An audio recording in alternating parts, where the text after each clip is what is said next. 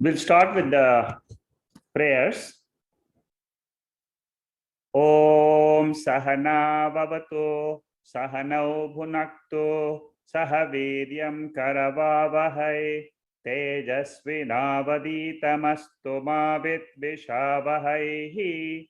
Om Shanti Shanti Shanti.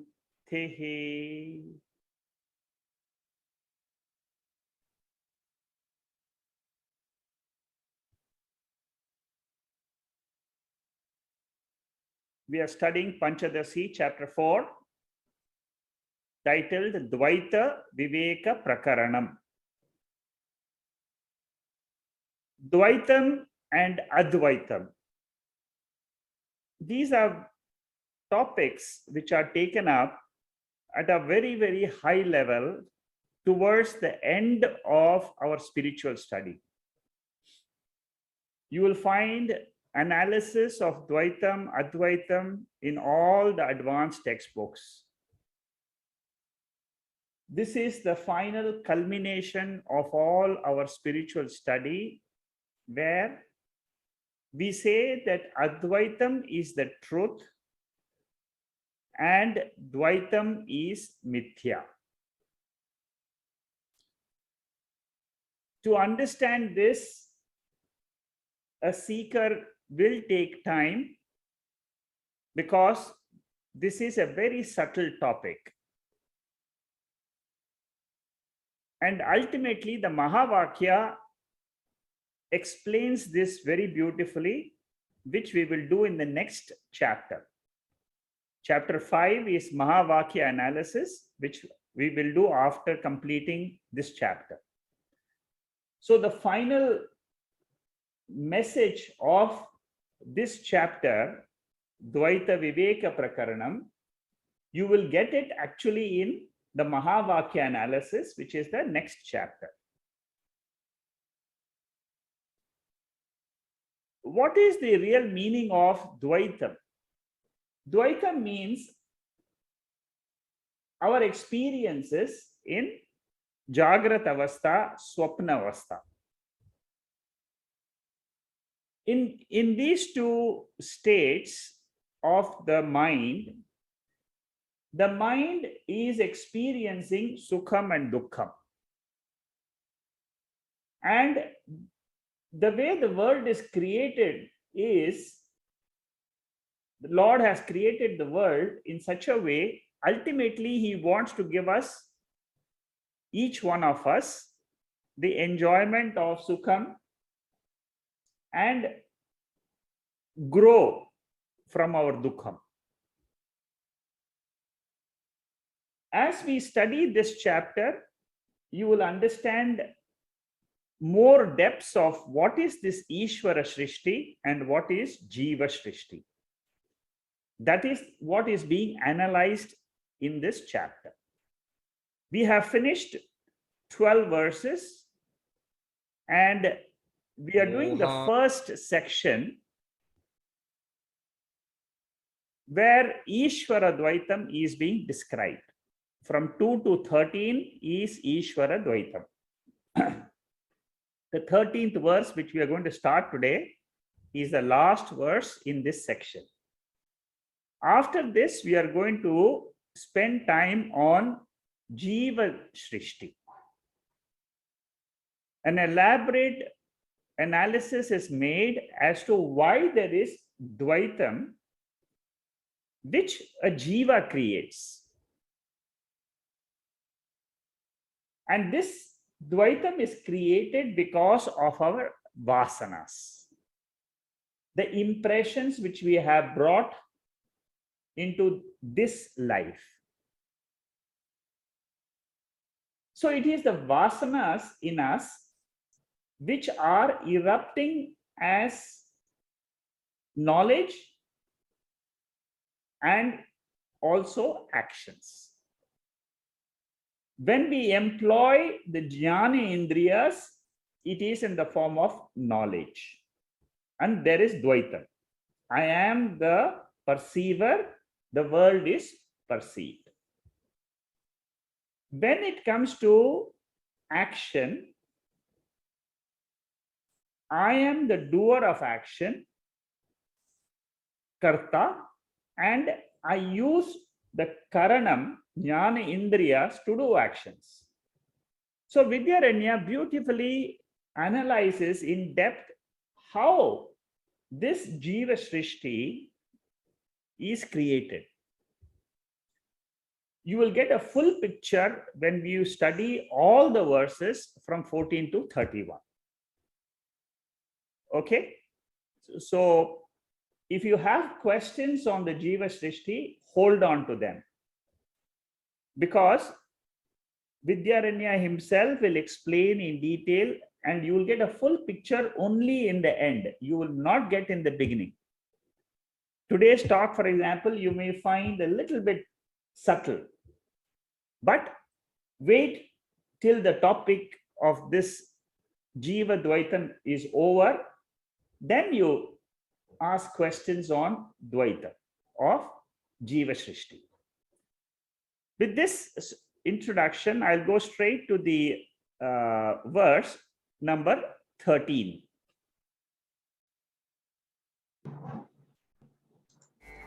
मोहादनीशतां प्राप्य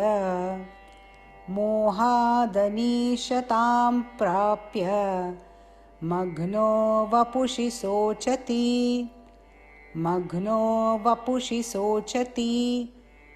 ईश सृष्टमिदं द्वैतं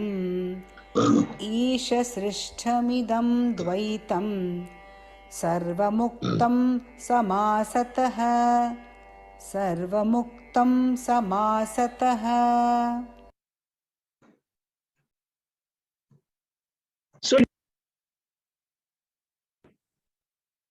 Swami Vidyaranya summarizes and he just concludes the topic of Ishwara Srishti.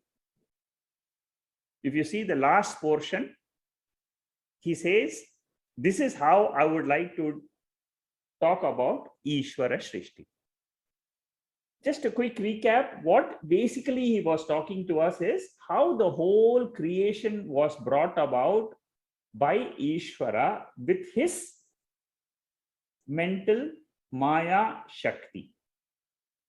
Ishwara exists before in his formless nature as Sad Rupaha. We have seen several Shruti statements which said that Ishwara alone existed without creation. And then he envisaged a creation as per the karma fructification of jivas.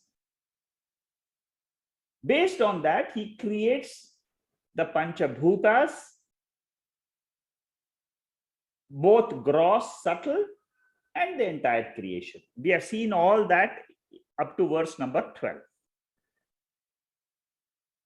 In the end of the creation, Swami Vidyaranya says that Jiva comes in to this created world. And he is a part of the world and is affected by the creation. How is a Jiva affected? If you ask, that is what is explained in this particular verse. He says, a Jiva is deluded. Instead of knowing that his nature is one with Ishvara, he thinks that he is the body and mind.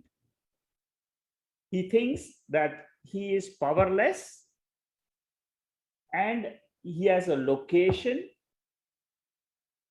in the world. He feels the limitations of the body and mind. He is subject to grief.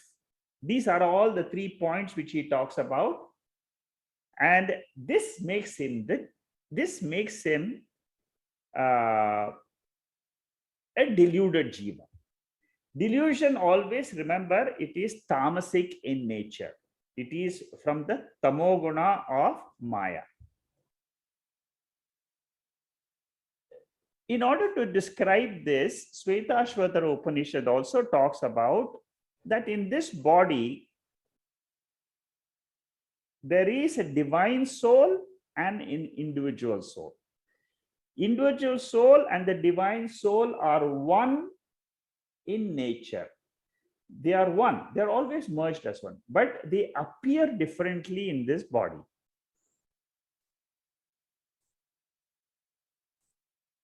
How does the jiva get rid of his sorrow? Only by realizing that I am that Paramatma. My nature is one with Paramatma, which is what we call it as Aikyam. Through Mahavakyam, we understand that this Swarupam of mind with the body is an incidental nature. What is my intrinsic nature? It is Advaita. Dvaitam is an incidental nature created because of the prarabdha karma. Because of the prarabdha karma, the body has come up. I always exist as the pure soul without the body, but now I am experiencing myself with the body. This is how we should understand what is Advaitam and what is Dvaitam. Dvaitam is incidental. Waking state, dream state, there is Dvaitam. In the sleep state, there is Advaitam. All of us experience it. The truth is Advaitam. Incidental, temporary is Dvaitam. That is the final message of the Upanishads. Mundaka Upanishad, this particular verse tells us that those who have differentiated, the wise people who have realized their nature,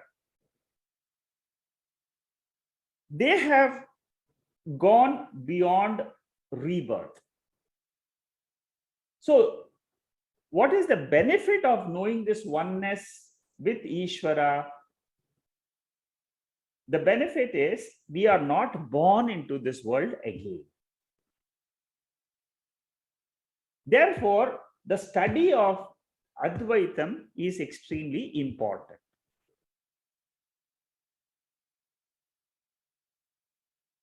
The verse says moha is the cause. The cause of Dvaitam is delusion. And why is this delusion? It is the tamasic nature of Maya Shakti. Understanding why I am deluded, I will be able to come out of this delusion. See, we all say that I got carried away by the world. I got carried away. We all put the blame on the world. I got carried away by the objects in the shop. I got carried away by the people. And then I lost myself. The objects and beings are manifestations as per the prarabdha karma. That's all. That is how we should understand my behavior in this world. There is a punya papa karma, which is the law of karma, which is going on, which is what is happening in the waking world. So all that is happening is an incidental nature. I should take it in my stride.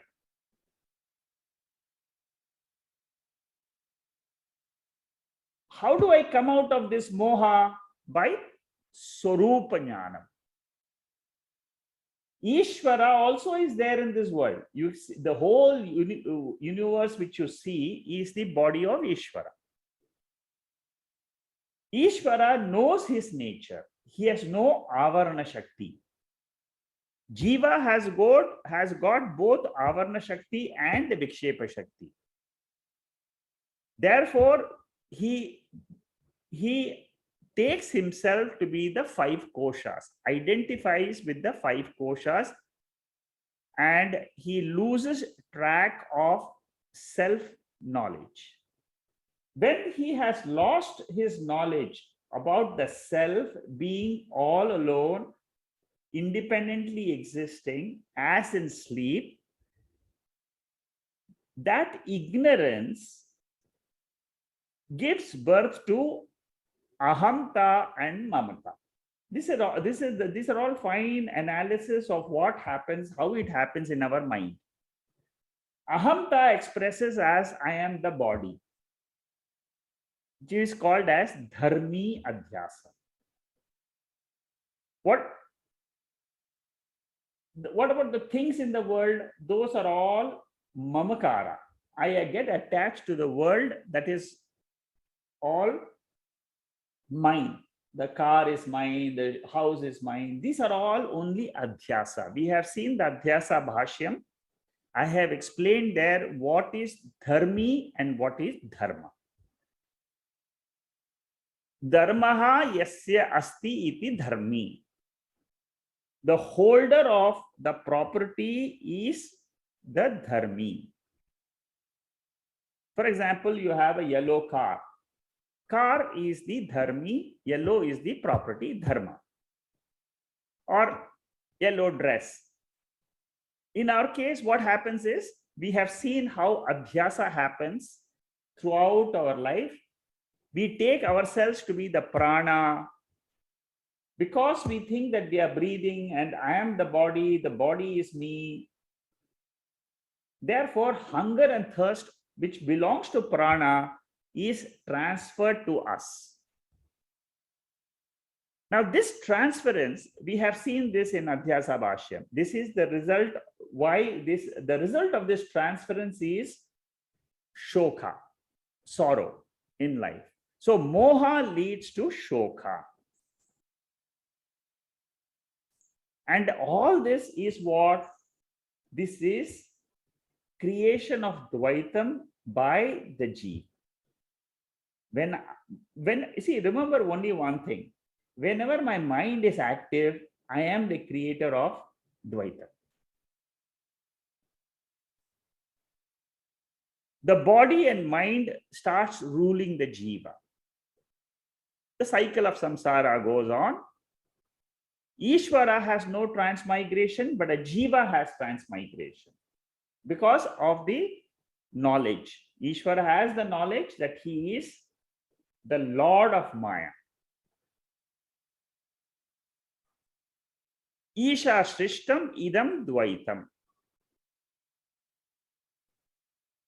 The realized master knows that Ishwara Srishti is dvaitam. But if he is able to come out of the dvaita prapancha through knowledge that it is not real, not available in 3 periods of time. Whenever we long for objects of our desire, dvaitam is created.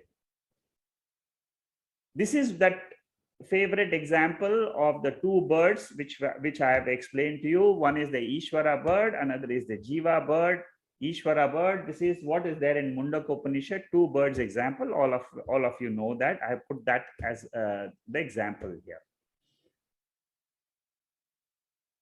These are all examples given us for us to understand how Dvaitam is created by the human mind because of desires in the mind. We have seen Svetashvatara Upanishad, the creation as per Aitareya Upanishad, Taittiriya Upanishad, all that we have seen, Mundaka Upanishad, and this creation is Dvaitam. So far, that is what we have seen. a little bit more notes on what is Maya. Maya is Sattva, Rajas, and Tamas. Tamas is the quality of moha and avarna shakti, delusion and veiling. Rajas is vikshepa shakti. Sattva is knowledge.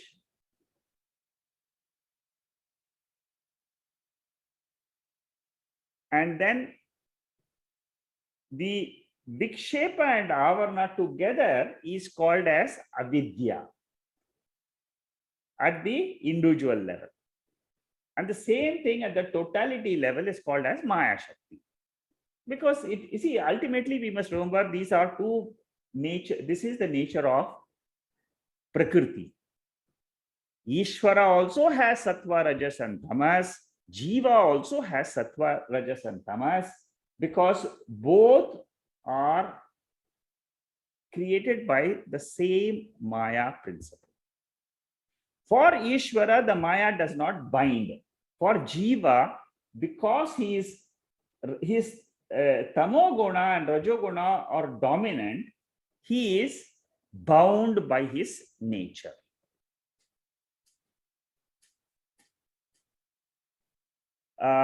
Vidya Maya and is the Sattva Guna, and Rajas and Tamas is the Avidya Maya. So by increasing our knowledge about our own nature, that is what is called as Vidya Maya. That is also Dvaitam, but it is a positive Dvaitam. With the help of that Sattvic Guna, we will be able to come out of the Rajo and Tamo. So at the Samashti level and at the Vyashti level, we have the Maya, effects of Maya.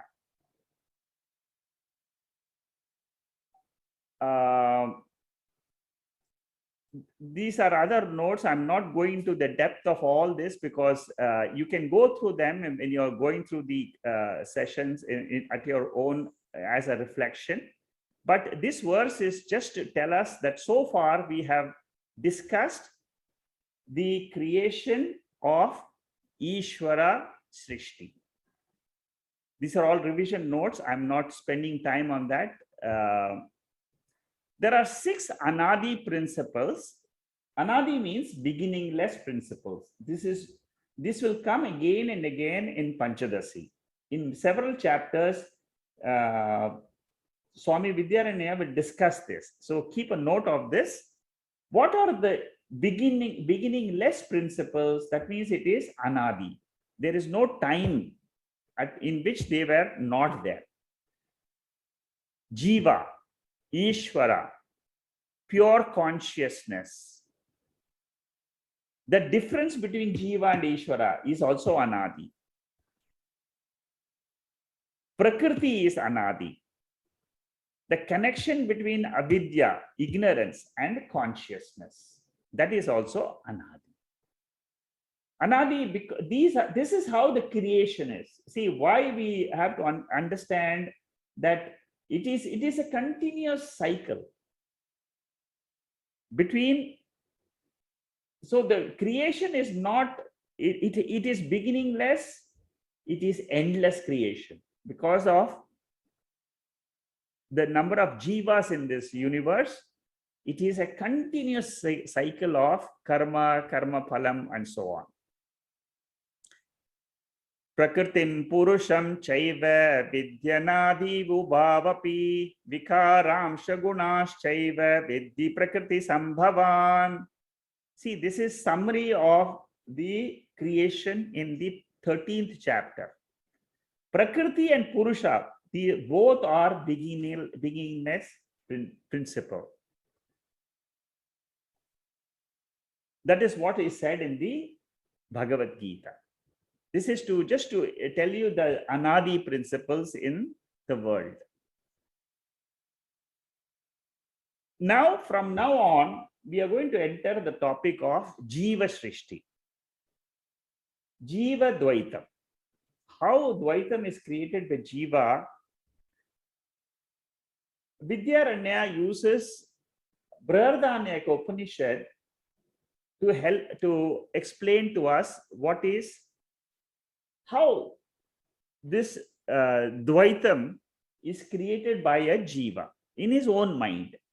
I'll just introduce these verses here. There are 3 verses, 14, 15, and 16. In the notes, you will find a little bit more details of Brihadaranyaka Upanishad and what are mentioned as the details there. I'm not going to take it up much because I want you to just have a gist of these verses. If you want, you can go to the depth and study those verses. But here, for our sessions, I'm going to go just with the word meaning of these verses. And just you have to wait because these are subtle topics, and wait till 31st verse. 14 to 31 is Jiva Srishti. You will get a full picture only when you study all the verses. Okay. Now, 16 we'll see. These are all Jiva Srishti. सप्तान्नः ब्राह्मणे द्वैतं सप्तान्नः ब्राह्मणे द्वैतं जीवसृष्टं प्रपञ्चितं प्रपञ्चितम् अन्नानि सप्तज्ञानेन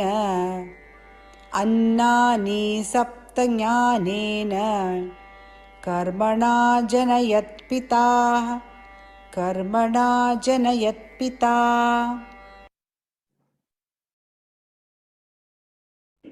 Brihadaranyaka Upanishad, in the 5th section of the 1st chapter. So if you want to know the 7 types of food which are created by a jiva, this is how the Upanishad explains it. It is a style of the Upanishad. You can go to Brihadaranyaka Upanishad and see the details there. But here, what I want to say is the 7 types of annam. Vidyaranya himself will explain that in the next 2 verses. Duality is created when a jiva is acting in the world through his organs of action, and when he is using his jnana indriyas. That is the basic thing you should understand. All our objects of experiences are through these 2 organs of knowledge and organs of action. What are the 7 types of food? Food here means objects of experiences. According to him, he will explain in the next. I will probably wait till you go there and then you'll see. These are all the details from the Brihadaranyaka Upanishad. How the Upanishad explains this 7 types of food. It's called a Sapta Annam.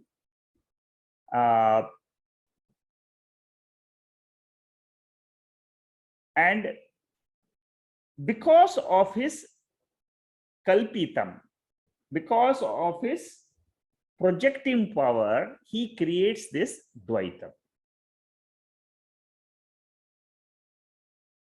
And because of ignorance of his real nature, Bheda is created. See, if the jiva knows I am the pure consciousness, the Sakshi, then this Dvaitam and all will never happen. That is what the Brihadaranyaka Upanishad is saying. But he, through his imaginations, visualizations, because of his prarabdha karma, he creates objects of experiences throughout his lifetime. The Ishwara is the supporter of the Dvaitam, which is created by Jiva. In Bhagavad Gita, 9th chapter, the Lord says, Gatir Bharta Prabhu Sakshi Nimasa Sharanam Sruhat Prabhava Pralaya Sthanam Nidhanam Bijam Avyayam. He says, the Lord says, I am the I am the cause of creation, sustenance, and resolution of the entire universe. In this universe, the Jiva is creating his own Dvaitam, objects of experiences. And Jiva's creation and Ishwara's creation together is this Srishti. The revision portions I'm not taking up. I've just given you the mantras which are relevant for this portion, but I'm not going through this in detail because this would take a long time. I want to mainly give you the details of the essence behind these mantras. Okay. The next mantra, the 15th, I will run through this because up to 31st verse, you need to have the full picture.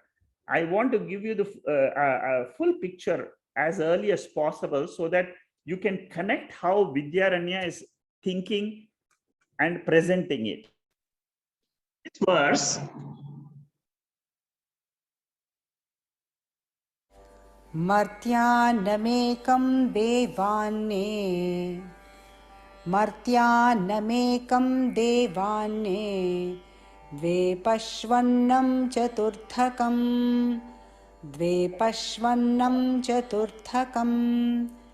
अन्यत्रितयमात्मार्थम् अन्नानां विनियोजनम्.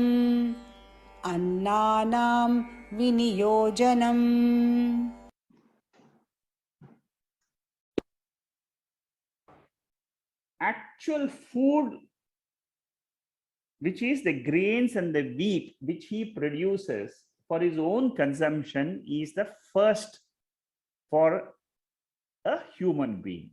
This is how the Vedantic describes what are the different foods which are created and shared amongst devatas, amongst other animals, and what are and then he will talk about the objects of experience which is created for the own self.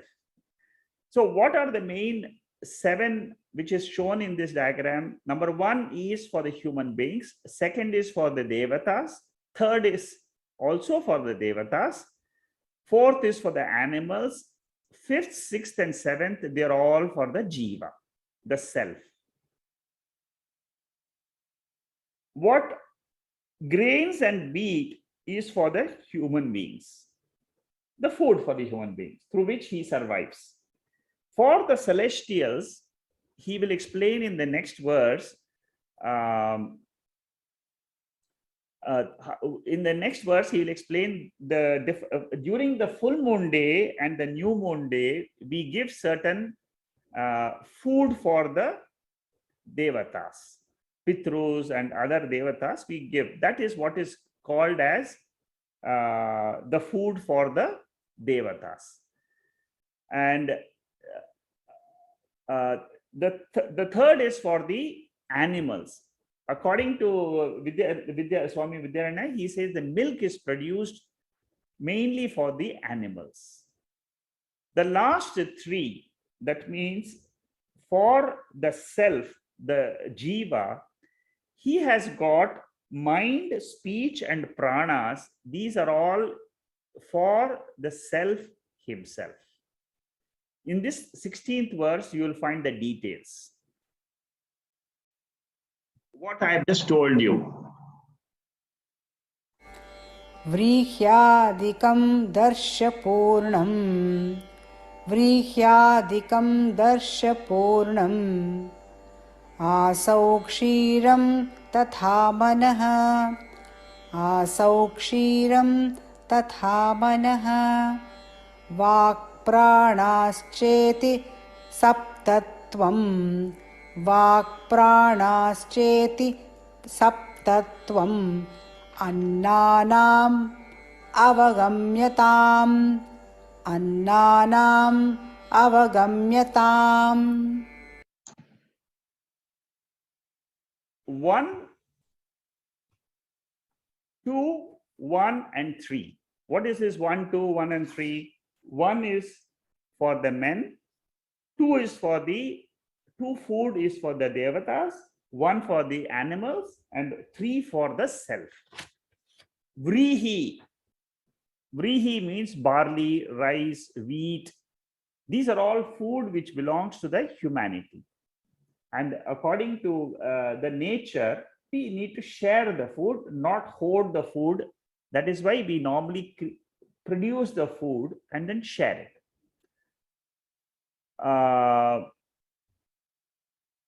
During Darshapurna Masa, the devatas are offered during the rituals. That we have 2 types of rituals: full moon day rituals and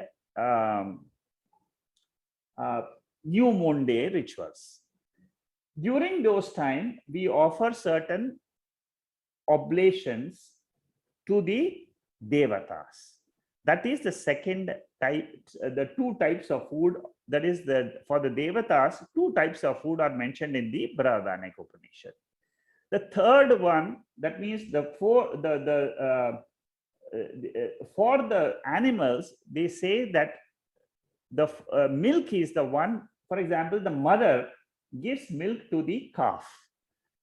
Now that is the food which is given by nature itself. But why he is explaining all this is, these are all, while we are living, we are experiencing this. Then the last portion, manaha, vak and prana. These are for the jiva to experience the world. Through mind we experience, through speech we express our actions, our knowledge, and of course prana is the maintenance. Without the prana we can't have any life in the body.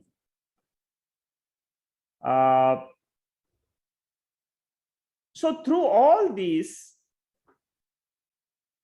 let me just play this verse and then I'll explain to you the next verse.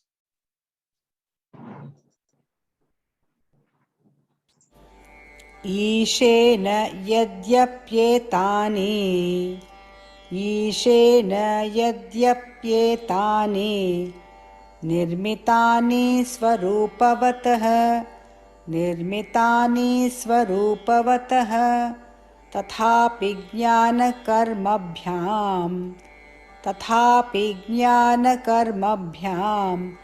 जीवोकार्षीत्तदन्नताम्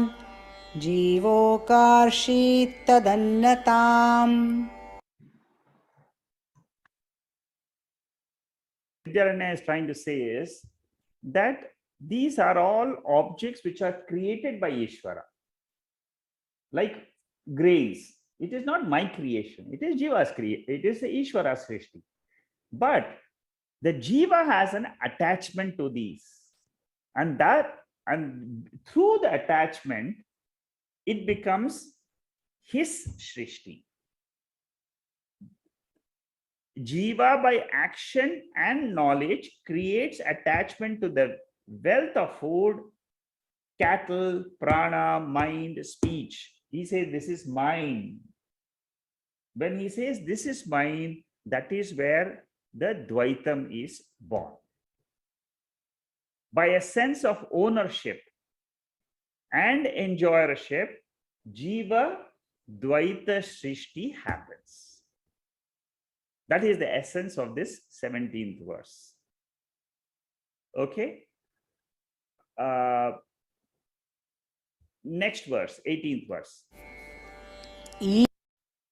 कार्यं जीवभोग्यम् ईशकार्यं जीवभोग्यं जगद्वाभ्यां समन्वितं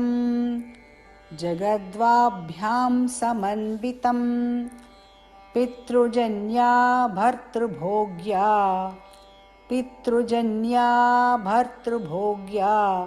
यथा योषित्ततेष्यताम्.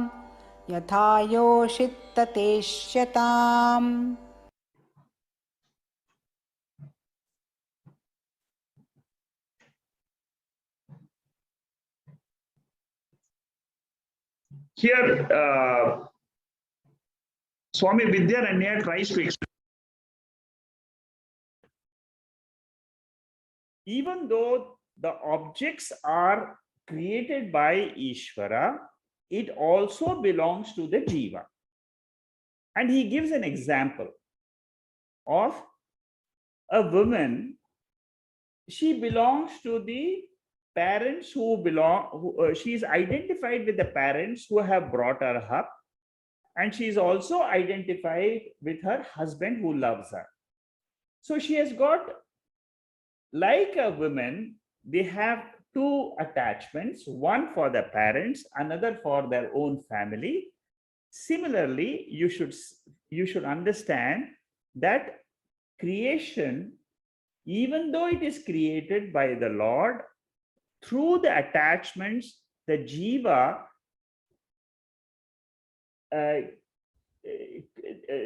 creates an enjoyment for them. And while creating the enjoyment, he produces Dvaita. How it's only through the operation of his mind Dvaitam is created. You see, that should be what you should understand as how this Dvaitam is created. Dvaitam is always created by the Jiva when he is with the mind. So this is an example given by Vidyaranya to explain to us that even though Lord is the creator of the world, Jiva creates Dvaitam in his own mind. Okay? He is going to explain. मायावृत्त्यात्मको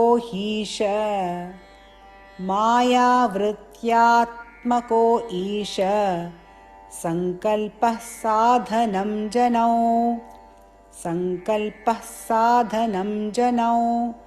मनोवृत्त्यात्मको जीव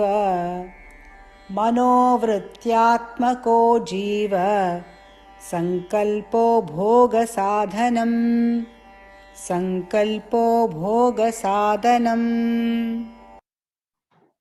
What I explained to you about how a Jiva creates. In here, I explained to you before, it is through the function of his mind. The actual creation of the objects and the modifications are functions of the Maya Shakti. Any objects in creation is from Maya principle, which is the Prakriti, which is the power of the Lord, and that is the cause. But is Ishwara making all this universe? Is it for himself or is it for the Jiva? He is making these objects. Creation is not for Ishwara's sake, creation is for the Jiva's sake. That is what Vidyaranya is trying to explain to us here. These modifications and which is happening in our mind, the Jiva is responsible. And the modifications can be, it is a Jiva Srishti. He will explain in the next verse by showing how one object, the same object, can be can be an object of desire, or it can be an object of hatred. I don't like the same object. Therefore, the Jiva Srishti can be different, even though Ishwara Srishti is the same. That example, we will see it here in the next verse. But here, what we should understand is the cause of creation is the Maya Shakti. The cause of enjoyment is the Sankalpa Shakti. So, objects outside, when they are seen, the creation is Ishwaras. How does it become a Jiva Srishti? When I try to enjoy those objects, when I try to gain those objects, then it becomes a Jiva Srishti. See, vritti is of two types. I'm not going into the depth. You can go through this, but basically, Vidyaranya goes into the vritti format, through the thought format. How the same object, when a jiva attaches, how it becomes a Jiva Srishti, and if it is through Maya, that is also coming to us through a vritti form, because objects, how do they enter our mind? Through a vritti.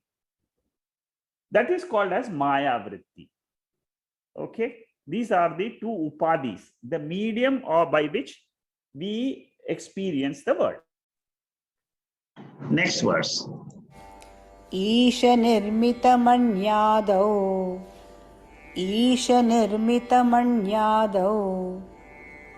वस्तुन्येकविधे स्थिते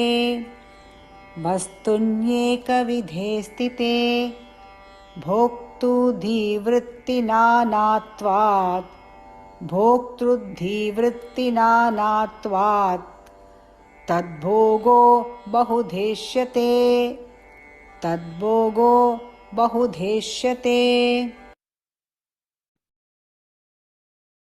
Vidyaranya gives the example of a diamond, a gem. A gem by itself is Ishwara Srishti. But then it becomes a Jiva Srishti when somebody rushes for enjoyment, he wants to have a thrill out of it, then the mind creates Dvaitam. Object is the same. For one, it is an object of attachment. But some people will say, I don't like diamonds at all. So it is another type of Dvaitam which is created again in the human mind. What we should understand is how Dvaitam is created. That's all. Dvaitam is created, either we go raga for it or dvesha for it. Dvesha is also Dvaitam, raga is also Dvaitam. Okay? The next verse. हृष्यत्येको मणिं लब्ध्वा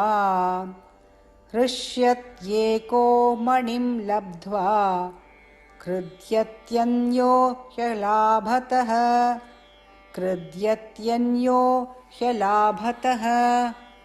पश्यत्येव विरक्तोऽत्र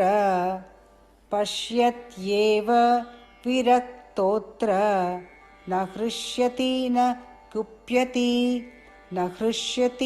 न कुप्यति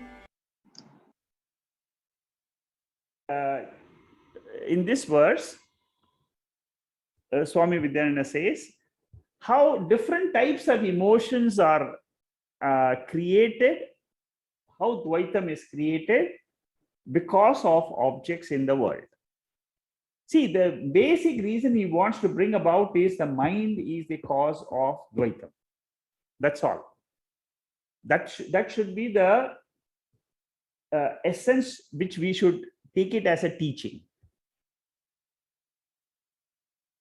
If there are two people who like the same girl, one may get the girl, another may lose the girl. But then the emotions which are created are different. So even though Dvaitam, different types of Dvaitams are created,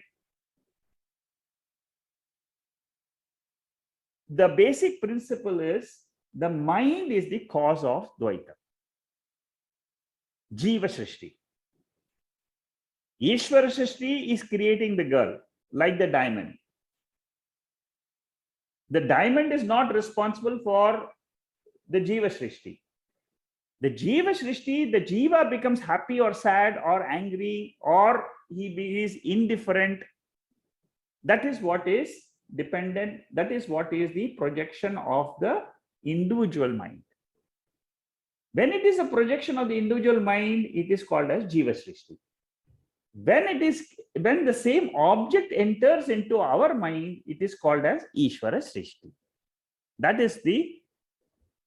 is what Vidyaranya is trying to explain in these verses.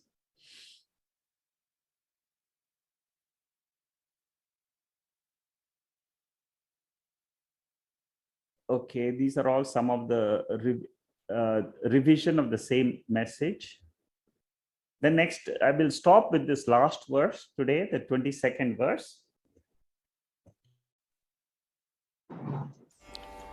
प्रियो अप्रिय उपेक्ष्यश्चेत् प्रियो अप्रिय उपेक्ष्यश्चेत् याकारं मणिगात्रयः आकारा मणिगात्रयः सृष्टा जीवैरीश सृष्टम् सृष्टा जीवैरीश सृष्टं रूपं साधारणं त्रिषु रूपं साधारणं त्रिषु.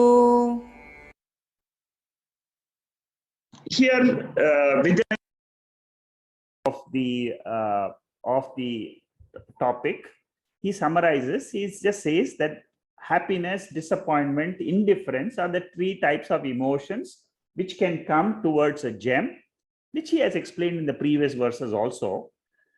And the nature of the gem is created by Ishwara. It is the same, but the nature of feelings are different. Ishwara Srishti is common. Jiva Srishti depends on the vasanas in the mind. One is indifferent to it. One loves the item. One hates the same item. All because of projections in the mind. When somebody gets it, priyamani. When somebody loses it, apriyamani.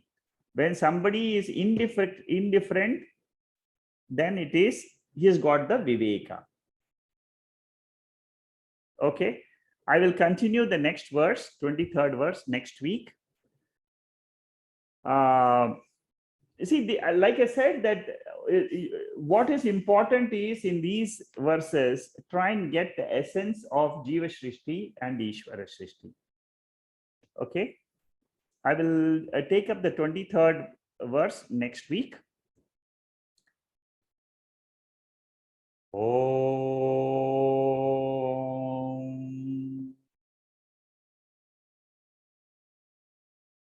Purnamada Purnamidam Purnat Purnamudachade Purnasya Purnamadaya Purnamevavasishyade.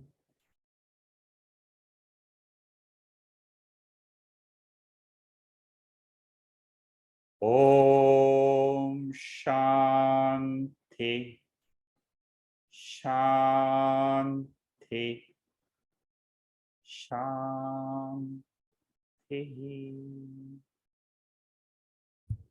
I don't see any messages in the chat box. In case you have any questions, you are allowed to ask them now. You can unmute yourself and raise your questions. Is there any question from anybody? Yes, there is from me. Just a moment. Yes, Saru, tell me. Yeah. Hari Om. Yeah, tell me. The reflections. Yeah. One is which I wanted to share, and it was quite a fascinating one which happened today morning. Yeah. Because day before was full moon night. Yeah. And I was talking to a friend, and I suddenly realized we were talking about the moon.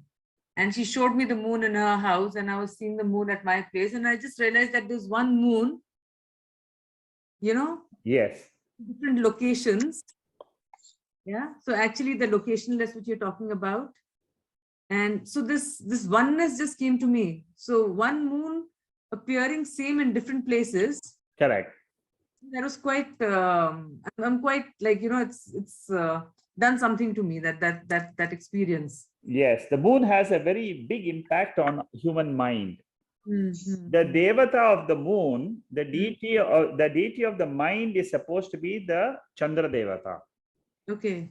So you will always find on a full moon day, most of us will find a lot of joy in us.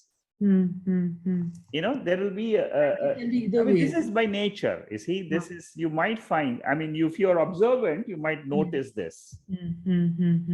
Yeah. And as the moon becomes smaller and smaller, you'll find that your mind also changes. Yeah, that's true. This is Prakriti. This is nature. With the lunar cycle, we follow. Yes, yes. You're right. But this whole realization that, the one moon, it's appearing in so many places. Yes. It's one moon. Yes.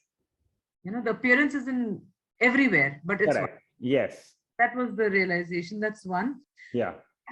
Second thing is when you were talking about the waking state and the dream state. So we are to understand, to realize that that the waking state is also not different from the dream state. Everything is an appearance in the waking state also. Yes. The only difference being that in my dream state, it is only my mind and my memories which are coming alive. That's correct. Yes. In my waking state, my other perceptions, other sense perceptions and organs of action are also alive. That's correct. That is the difference between, and I have a free will, in the waking state. I have a free will in the waking state. Whereas in the dream, everything is a playback. It is just a playback. I don't have any free will there. Yes. In the waking state, I can say I will go and eat. I will go and for a walk. So that these are all happening because of the organs of action and organs of knowledge. And this free will is coming from where? Where is this coming from? That's my prarabdha. Yes, your prarabdha is behind all this scope of the experiences in your waking state and also in your dream state. Right. The dream state is also a prarabdha exhaustion only. Okay.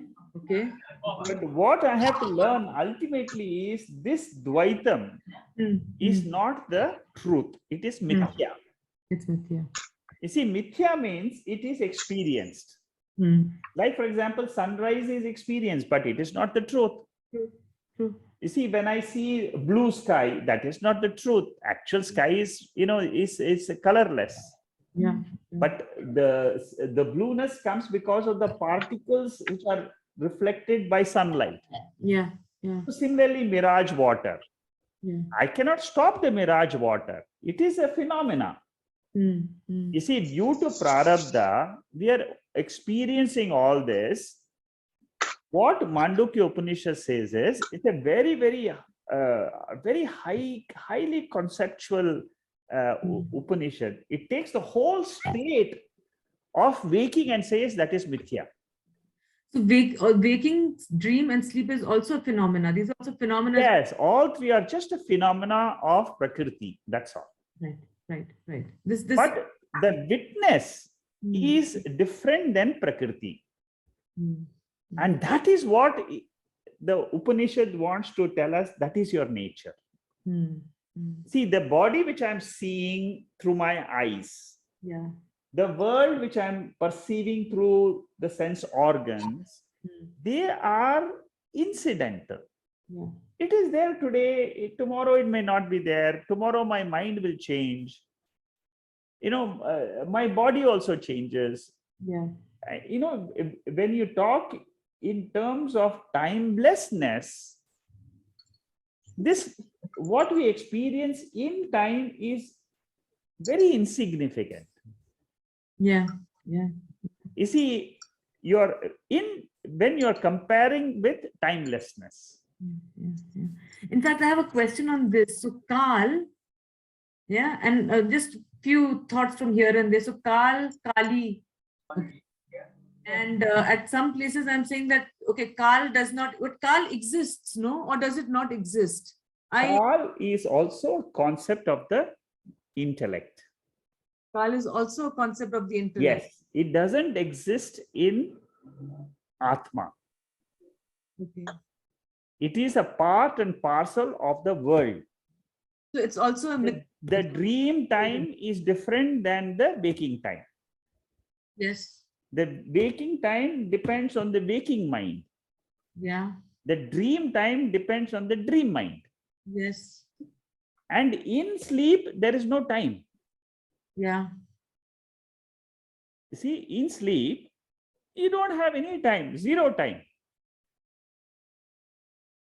But then, okay, astrology and all, then when they say Rahu Kal chal raha hai, ye Kal chal raha hai. That is all for the sake of how to lead the life. How safely. You see, Rahu Kal, these are all meant for rituals, purely meant for rituals. Okay. You see, you do certain rituals in the morning, like you want to conduct a marriage for your daughter, you choose a particular time. Yeah. 7 to 7:30 is the correct time. That on, you take it as per the sunrise, as per the planets and the positions in different parts. All that you take into consideration to run your normal waking life. So it's very interesting. The first part of the Vedanta is all rituals. Yes. And it acknowledges the, not it acknowledges, it rather shows the way of how to, I don't have a better word, engage, or how to live the waking world in a much waking world in a more dharmic way, where you can make use. You see, but for example, where the purva portion is all for maintenance of life. Maintenance of life. A good quality life, for example, you conduct all the rituals. Yeah. See what happens in the rituals. They're all given to us so that our mind is kept in balance. Yeah. Yeah. You see, it's Vedanta says very beautifully that your happiness and your sadness depends on the agitations you have in the mind. Very true. Very true. You see, if you're agitated, you're not happy. Yeah. Yeah. You want to just go down and sleep for some time. And you feel better after sleep. Because you have taken your mind from a condition which is not its natural condition. Yeah. See, we all feel very unnatural with our anger, with our emotions. It is unnatural because it is not my nature. What is my nature? Atma Swarupam is what? Is without those emotions. So quickly I want to get rid of those. I want to get rid of all the negative emotions. Why this happens? Because my Swarupam is not that. My Swarupam is I am a pure Atma. That is it. That is what Vedanta is trying to explain to us, is that whatever you experience is not yourself. Yeah. It's all anatma. Right. Right. Remember this one simple thing. Aham Brahma Asmi. Again and again remind yourself. Brahma Asmi is not something very, very, is not something which is beyond my nature. See, you should remember, Aham Brahma Asmi is, everybody can say it. And that has a very deep meaning in it.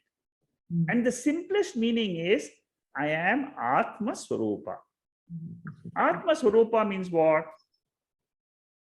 Everything else I can negate. Neti. Your mind disturbances, your jealousy, whatever it is, you can try to drop it by saying, it is not me. It is not me. Yeah.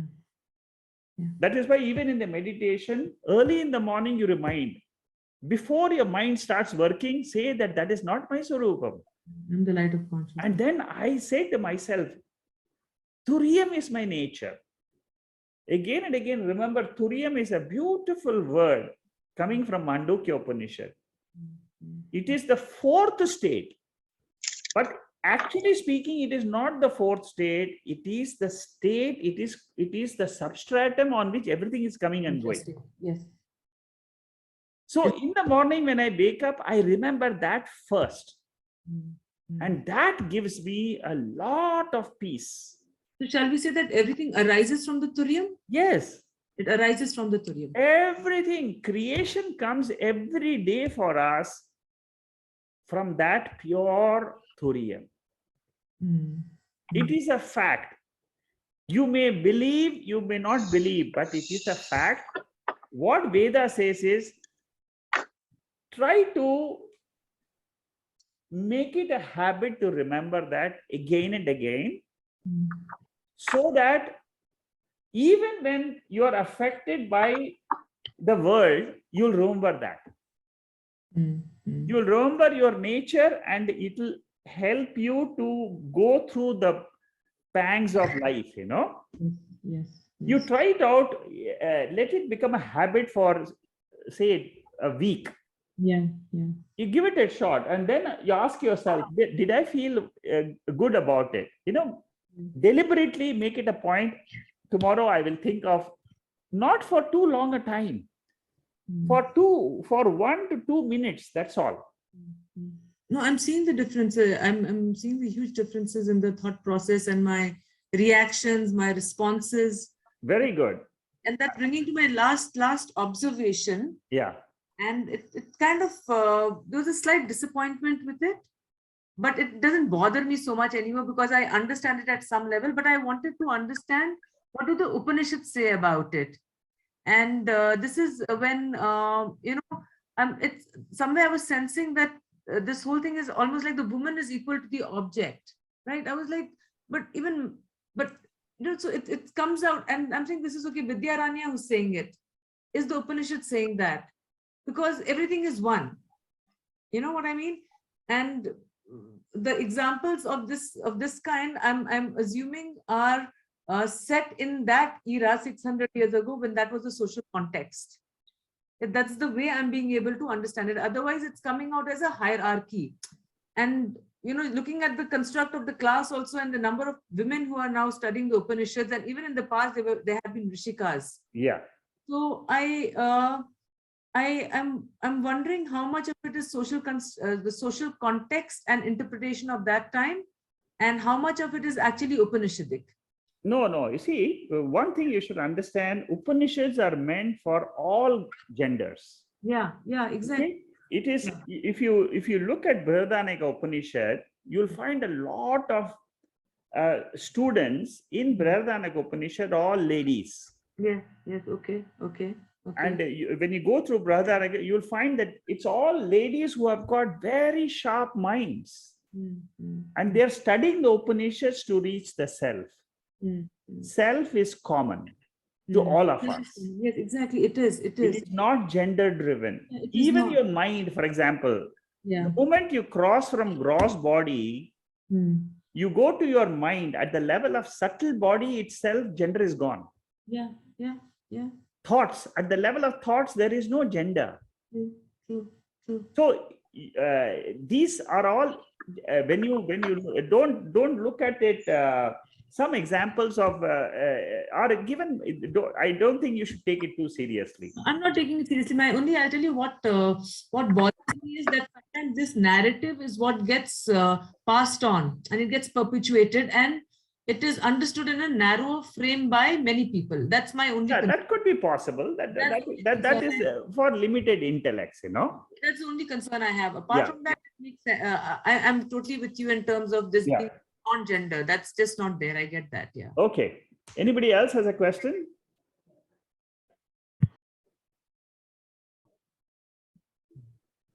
Hari Om. Yeah, Sumana. Yeah. Shekharji, thank you so much for the lesson today. As I was thinking, some doubt between Ishwara Srishti and Jiva Srishti. Yeah. You were telling about the example of a gem. So that is Ishwara Srishti.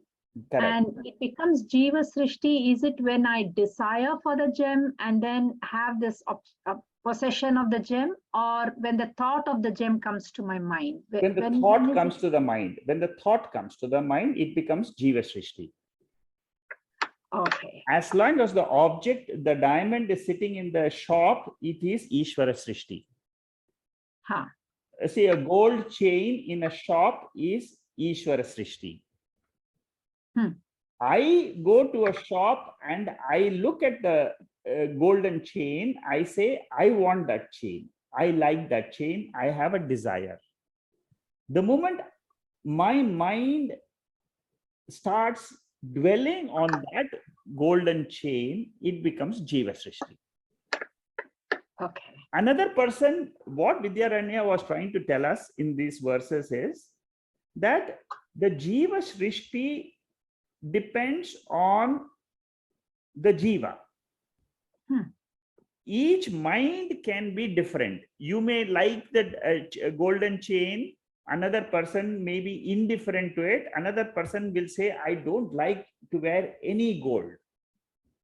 So what Vidyaranya is trying to only say is, when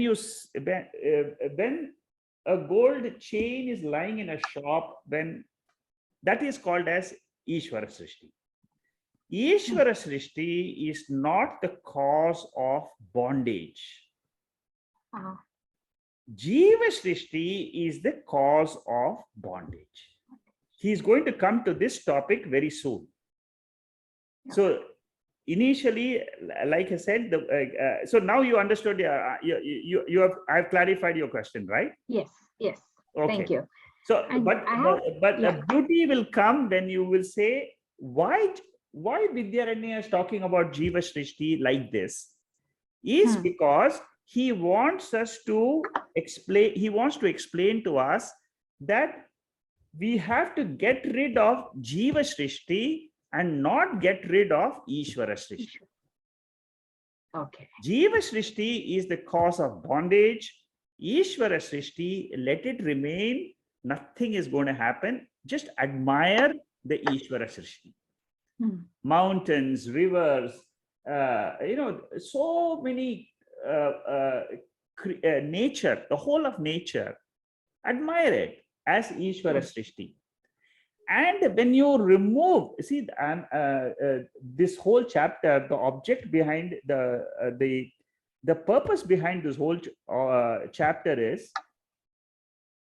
Vidyaranya will tell us that all the Jiva Srishti, if you are able to remove it, negate it conceptually in your intellect, that this is not, this is mithya. You don't, it is called as badaha. You just negate it intellectually. What remains is only Ishwara Srishti, and that is moksha. So the lesson in the end of the chapter is, I live in this world as Jivan Mukti. I am free. If thoughts come, you say it is Jiva Srishti. It is due to some prarabdha karma, some law which is going on in the universe, which has taken this body, and the body will go through it. And set yourself free. Again and again, remind yourself of the Ishwara Srishti, which is not a bondage, and keep dropping the Jiva Srishti as mithya. That is the ultimate lesson of this whole chapter number 4. It's clear, right?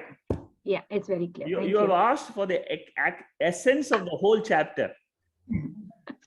That sounds, I don't know what that, yeah, so clear, very good. Thank you so much. Thank you. And following up on Saru's last point that she was telling, in 9th chapter, 32, 32nd verse, right? Like, how they compare Mamhi Partha Vyapashritya Yepi Syuf Papayonayah Striyo Vaishyas Tata Shudraha Tepi Anti Paramgatim. In that, how do you say, why does he compare women and, you know, like women, Vaishyas and Shudras as you know, I have a little problem with that. Can you clarify that? It's similar to what Saru asked. Yeah, you see, you should, this is the style of writing, okay? This is a style of writing of Vedavyasa, style of writing of Upanishads. Don't take it don't take it as too seriously when you read these type of verses where they compare, see, basically what you should understand is the quality of the mind is what is they are trying to depict. That's all. Okay. You don't take it as a gender. That is what taking it as a gender, it will cause a lot of, you know, turmoil in your mind. But these verses, when you study, look at the contextual meaning. That's all. Oh. In what context is this being said? Striyo, Vaishya, Shudra, these are all different qualities of the human mind. You see, the mind, same thing in caste also. You see, people take the caste system and they fight over that caste system in India also. And many people, they focus on those verses and say that, you know, that is what is Bhagavad Gita. How can it say about caste system and all that? What Bhagavad Gita is talking about is nothing to do with birth. It is a Brahmana is the quality of a mind. You see, quality of, you see, as a lady, you can have a mind of a Brahmana.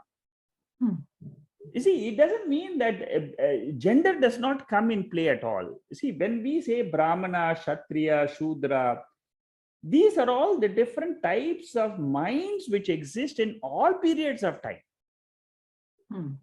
A Shudra doesn't mean one born in a low class family. No, it is not the intention of the Bhagavad Gita or the Upanishads to talk, to interpret it. See, there are wrong interpretations of these verses. Don't fall into those interpretations and get lost. Always see the context, always see what is the essence behind all this. Okay? Okay. Be very careful, because many people have come and asked these questions. What you are asking, which Saru is asking, you are asking is a very general question. Many people ask these questions. Same question what you have asked and Saru is asking. Almost in every Bhagavad Gita class, I've had this question. Okay. So it's the quality, that gunas that we the have. Guna, you see, always look at Sattva, Rajas, Tamas. The proportion of the gunas, some may have more Rajas, less Tamas. Some may have more Tamas, less Rajas. Some may have more Sattva, less Rajas, less Tamas. Now, all these, how, see, these are all psychological lessons to explain to us how our minds are. See, sometimes we feel Rajasic. Also, it depends on time. You see, these are all Prakriti. One thing you should understand is these are all Prakriti. Prakriti means Maya. Maya means it is made up of Panchabhutas. See, it is easy for us to know that this Sthula Shariram, gross body, is made up of 5 elements. It is easy for us to accept it. But very difficult for us to accept that my mind is also made up of 5 subtle elements. See, the same water which I see outside, in a subtle form, it has been responsible for my mind. And it is the nature of the mind to fluctuate. That is how it is. So what Upanishads and Bhagavad Gita is trying to tell us is, be aware of it. Become aware of these situations. It will help you in your day-to-day circumstances. You see, there are two aspects to spiritual learning. One aspect is, how do I use it for my day-to-day experiences of my daily life? You see, I suppose some people react to me very badly. How do I respond to it? That is one aspect of our spiritual study. Okay. The second aspect of our spiritual study is about Atma, about my real nature. Who was I before my birth? Did I exist or not? What will happen to me when this body is gone? Am I there or not? These are questions which bother many of us. If you want to find out answers, the Vedanta has got all the answers. All. It is only how much time you devote to the study of Veda. The more you study the Veda, it will give you so much of clarity that whatever has been bothering you in the past, small issues will no longer bother you at all, because you have become more aware of your higher nature. Okay. Thank you. Thank you so Preeti, you much. have a question? Thank you. Yes, Shekharji. So this Jiva Srishti Yeah. is basically mind, Yes. right? Yes. 100% mind. Right. Okay. I So have it to is all become- about. I have to become aware of my own mind. That is the purpose of Swami Vidyaranya teaching us Jiva Srishti. As you go more in the verses a little later in the chapter, when you go into the 30th, 40th verse and all that, you will find more depth coming into the chapter. And he will tell you that you have to get rid of this Jiva Srishti and become free. So it is about basically transcending the mind Yes. to get rid of correct. Jiva Yes. Srishti, right? Yes. Is it clear? So it is like self-created Srishti. Yes. It is a self-created Srishti. Absolutely right. There is one which is self-created, another which is created by a Lord. Lord, right? When I open my eyes and I'm looking at a temple, I'm looking at a garden, I'm looking at a flower, it is all Ishwara Srishti. The Ishwara Srishti, which is outside, is entering my mind through the sense organs. That is not the cause of bondage. That is what I should learn. That Vidyaranya will teach us that towards the, once he starts teaching us the actual essence of the chapter, you will understand that. When I look at the rose and I say, I want the rose, Jiva Srishti starts. I want a red rose. The other person says, I also want the same red rose. And the third person says, I don't like any rose, I want a lily. So it is the mind which is the cause of Jiva Srishti. It is subjective. Whereas Ishwara Srishti is objective. It is for common for all of us. This is really amazing to understand, because how our delusion really creates this whole separateness, a separate srishti for us. Correct. And then we are sort of like trapped by it. Yes, that's right. You have got the essence. Now you are going into the depth of this. I'm very happy you are bringing up this point. It is our own creation. Delusion is our own creation. That is what you should, that is the understanding you should have finally. And the more you see, isn't it my own delusion I'm suffering from? This is the lesson your mind will start understanding. Oh, this is my delusion. Why should I think that it is all coming from outside? And no, I'm suffering because it's all outside. It is my own mind. And why is this mind behaving like this? If you ask this question, you will have only one answer. The answer is prarabdha karma, punya papam. That's all. But this is not me. It is mithya prapancha. This is how you slowly you climb up the ladder of understanding. And Vidyaranya is very, he is very methodical. He will go, you see how he ends the chapter. You just wait for it, you will love it. How to get rid of this delusion? Getting late realization after bad experience. Akshay, can you expand on this? I means Yeah. in life we get the bad experiences, then only we get the realization, right? So we shouldn't have done that thing. Yeah, this I thing. agree. Yeah. So how to come up that grief and all? Yeah. Okay. Good. Very good question. Extremely good question. See, this is a very, very beautiful question because, see, you have touched on the topic of sorrow. See, sorrow is a natural thing for a mind to experience. First thing you should understand, natural thing. Because it is based on punya papa. First of all, you understand sorrow is natural. Second, you understand what is the cause of the sorrow. Some punyam, some papam is there in the jiva.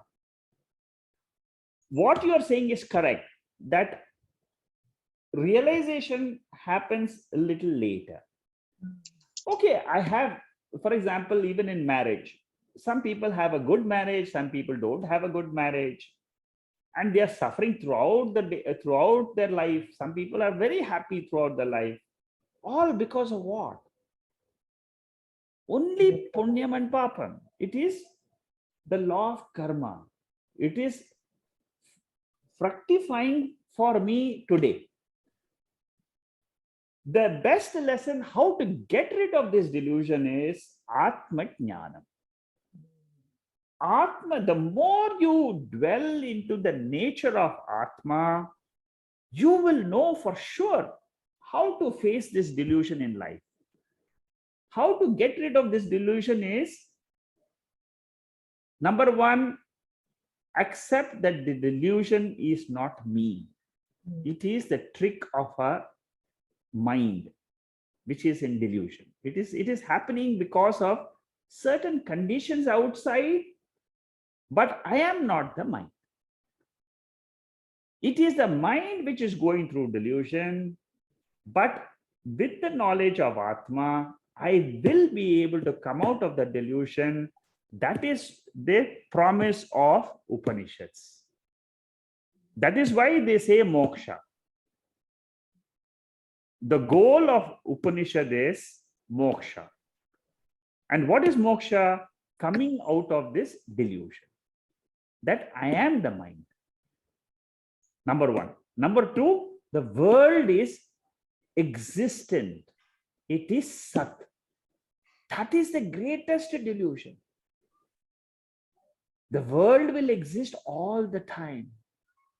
It was there in the past, it is there now, it is going to be there in the future. That is the greatest delusion. And Vedanta tells you that that is also something which you can come out as mithya. Mithya doesn't mean that the Upanishad is trying to negate the world. No. It is only saying that that is an experience the human mind is having, but it is not existent all the time. See, there are two categories in Upanishad. One is Sat. Another is Asat or Mithya. Now, always remember, Sat is me. Always, I am there. I am there. Consciousness. I am the consciousness. I am the Atma. I am the substratum. So, to get out of delusion, you must have these two lessons. Number one, I am the substratum, without which there is no delusion at all. There is nothing called in sleep. Do you have any delusion? No. Why? Because the mind has gone to sleep. But you are there or not? Yes, I am there. Are you existing with the mind or without the mind? I'm existing without the mind. Let this knowledge go deep in your consciousness. This is what is called as moksha. This is called as Advaita experience, which is the truth, which is Turiyam. The more it becomes real for you, the Turiyam should become more real than the delusion. That is what is expected out of the study of this Upanishads, Bhagavad Gita, Panchadasi, and so on. It's a very deep question you've asked, Akshay. Good. It's a very personal question, and these are the types of questions which everybody has it, and Upanishads are remarkably good in treating with these questions, because these are the fundamental questions because of which one becomes a seeker. Thank you. Sir, but in waking world, we mostly live in waking, right? So Yes. we are with mind only most of the time. Correct. So it will delude us more. Although we apply all these concepts. No. You see, the moment you see, this is where your understanding of Mandukya should become more and more deeper study. You try to go slightly deeper by reading some books on Shankara Bhashyam. Okay. See, the question is that waking state is the state in which we all find ourselves without any, there is no doubt about it. Every time I'm only waking. The dream and sleep is almost like nothing. You see, if you ask somebody, what's your life? Waking is my life. You have to come out of this orientation. It is the mind's orientation that waking alone is. It is a mind's orientation, and Veda says it is possible. It is possible to come out of this orientation of the waking state alone is the reality. That is our common experience. For you also, we feel that, the waking state, we analyze everything in the waking state, what is happening in India, in America, in my own office, in my own family. All that, everything is happening in the waking state, no doubt about it. But what the Veda says is, it is not absolutely real. It is an experience. It is there. While it is there, while you are experiencing, become aware in what light are you experiencing all this. And that makes a huge difference. It is something which you have to cultivate. This, the thought process, which is taught by the Upanishads, you have to practice it slowly. In your own mind, ask the question, is waking the real, is it really the only state, or is it like a dream state?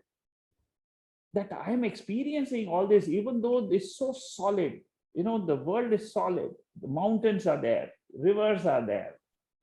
But in spite of all this, Upanishad says that it is like a dream.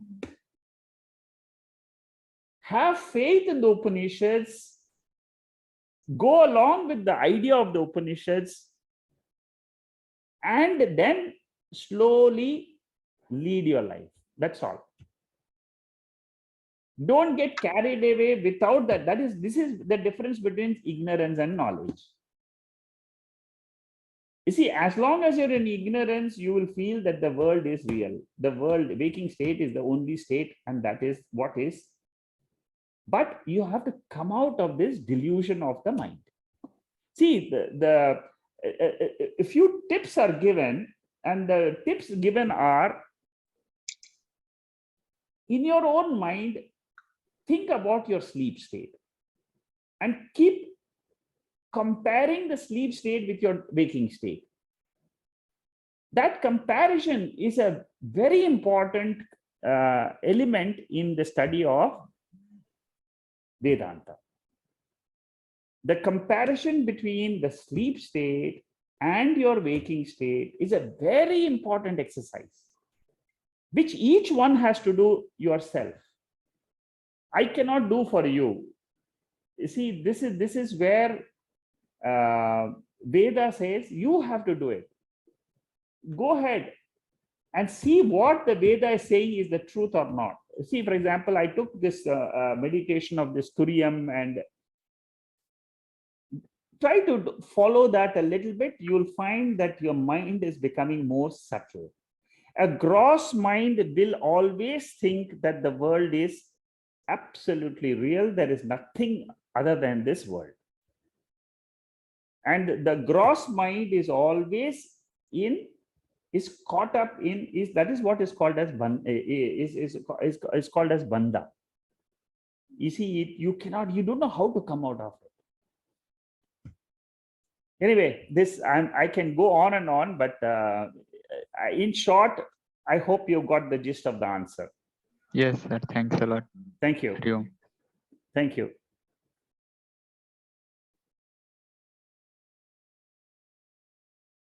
Okay. If there is no other questions, anybody else has anything else? Rohit, any questions from your side? No, Shekharji, nothing Okay. with this. Thank you. Thank you. All right. Thank you and good night. Thank you. Hari Om. Namaste. Namaste. Thank you, Hari Om. Shekharji. Good night. Hari Yes. Om. Thanks. Yes. Thank you. Hari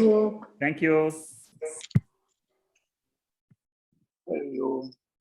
Hari Om. Thank you.